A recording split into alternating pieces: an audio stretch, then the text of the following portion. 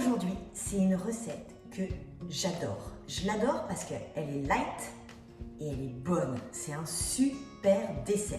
Alors, voilà ce qu'il vous faut.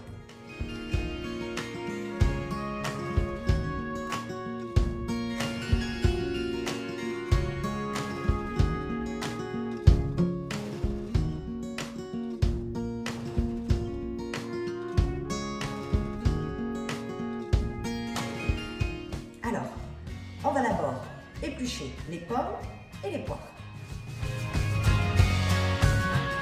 Donc moi j'ai un ustensile, je ne sais pas comment ça s'appelle, qui me permet d'enlever le trenon des pommes. Ça m'évite de les couper en quarts et du coup d'avoir juste des petits quarts de pommes. Là je garde la pomme en entier, donc je vais pouvoir la couper en rondelles après. Alors je le mets bien au centre comme ça. Et voilà, tac. Voilà, donc je fais ça avec les pommes et avec les poires.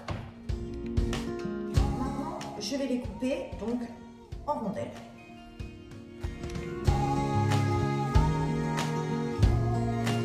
Donc ça y est, c'est fait.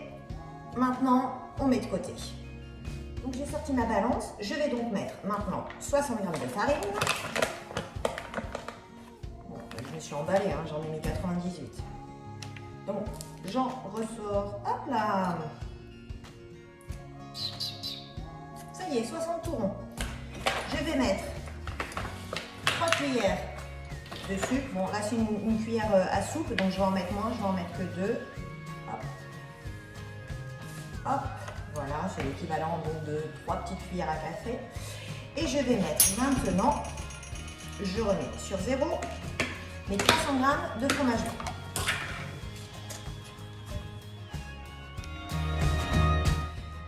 J'ai pris un fouet, je ne vous l'avais pas dit en début de recette, et maintenant je vais mélanger tout ça. Maintenant, je vais séparer les jaunes des blancs. Donc il nous en faut 3. Et je vais garder un jaune d'œuf que je vais rajouter dans ma préparation d'avant. Donc je le prends, hop, je le mets, je mélangerai après. Pour que les blancs d'œufs soient bien fermes, hop. Et maintenant, je vais les battre avec mon batteur électrique jusqu'à ce qu'ils soient bien fermes.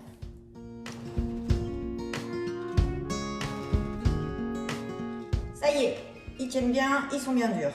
Hop, je mets de côté. Je prends donc la préparation dans laquelle j'ai mis le jaune d'œuf, je vais mélanger. J'avais oublié de vous dire, il vous faut une maryse. Bon, si vous n'avez pas de maryse, vous prenez une cuillère, ça fait exactement la même chose. Moi, il y a jusqu'à très peu de temps, je ne savais pas ce que c'était. Donc c'est une petite spatule qui est en plastique, comme ça permet de bien racler les bords. Donc maintenant, ce qu'on va faire, c'est qu'on va prendre ce mélange-là, le mélange liquide de fromage blanc, d'œuf, de sucre et de farine, et on va le rajouter progressivement au blanc d'œuf, et tout doucement, on va tourner comme ça pour que les deux ne fassent plus qu'un. Donc avec l'aide de la maryse, vous voyez, hop, je prends bien le fond de mon bol, hop, et j'enlève vraiment toute la préparation. C'est génial. Presque propre.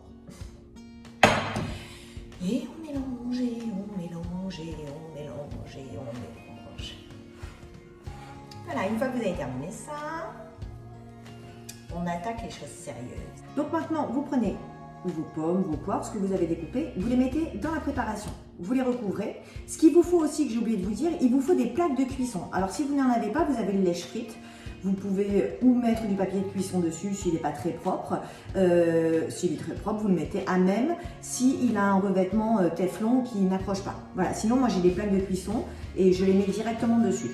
Donc voilà, et je vais faire ça avec toutes les pommes et les poires. Donc vous voyez, hop, je le recouvre bien. Comme ça. Vous pensez aussi à brancher votre four à 180. La cuisson est très rapide, ça va durer 20 minutes. Donc voilà, comme ça, une fois que vous avez terminé de les faire, vous les enfournez, 20 minutes après, c'est prêt.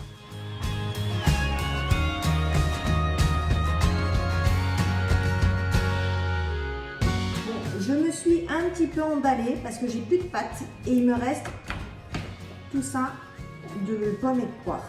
Donc je vais en refaire un petit peu, mais du coup les proportions en fonction de la grosseur de vos pommes et de vos poires, prenez moins de pommes Et voilà, prenez 3 pommes et une poire par exemple, je pense que ça suffira. Mais moi du coup mes pommes étaient relativement grosses et du coup il faut que j'en fasse. Voilà ce que ça donne avant que ce soit cuit. Maintenant au four. Alors je ne sais pas si vous voyez, mais là ils sont en train de gonfler. Voilà. Et de dorer tout doucement. C'est presque cuit. Alors la couche du bas, vous voyez, elle cuit moins vite que celle du haut. Donc je vais sortir celle du haut et je vais laisser celle du bas un petit peu plus longtemps. Là il reste 4 minutes de cuisson. Les beignets. Bon, il faut attendre un petit peu avant de les décoller de la plaque. Moi je prends une spatule, hop, tout doucement, une fois qu'ils sont bien refroidis, je les sors de la plaque, je les mets dans une assiette et après partez.